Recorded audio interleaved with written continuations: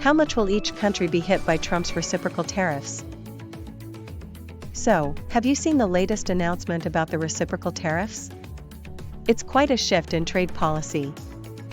Absolutely, it's a significant move. The U.S. has a staggering trade deficit of $1.1 trillion, the largest in the world. Right, and these tariffs are targeting countries with which the U.S. has large trade deficits. It's quite strategic. Exactly. China will see a 34% reciprocal tariff on top of the existing 20% tariff, totaling 54%. And that's close to the campaign promise of a 60% tariff, which is a huge increase. Indeed, and it's not just China. Other countries like the UK, Australia, and Brazil will face a flat 10% tariff on exports to the US. That's a broad sweep. What's the reasoning behind this approach? The administration argues that these tariffs are a response to unfair trade practices by other nations. Trump mentioned feeling looted and plundered by other countries. That's quite a strong statement. It is.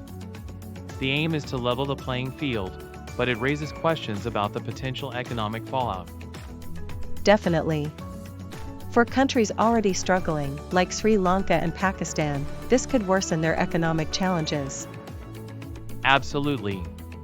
Tariffs can have a ripple effect, impacting not just economies but also global supply chains.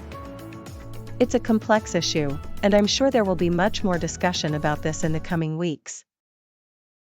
So, what's the current situation with tariffs on Canada and Mexico? Well, even though they weren't initially on the latest list, both countries are still facing heavy tariffs. Right. I remember that back on February 1st, tariffs of 25% were imposed on all goods from both countries. Exactly. Those tariffs were briefly suspended after negotiations, but they were brought back in early March. And then there were exemptions, right? What products are exempt from these tariffs? Yes, goods under the USMCA are exempt, including copper, pharmaceuticals, and semiconductors.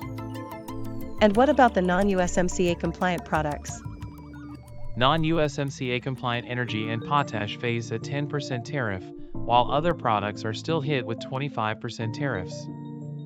That's quite a range of tariffs. Has there been any recent updates from the White House?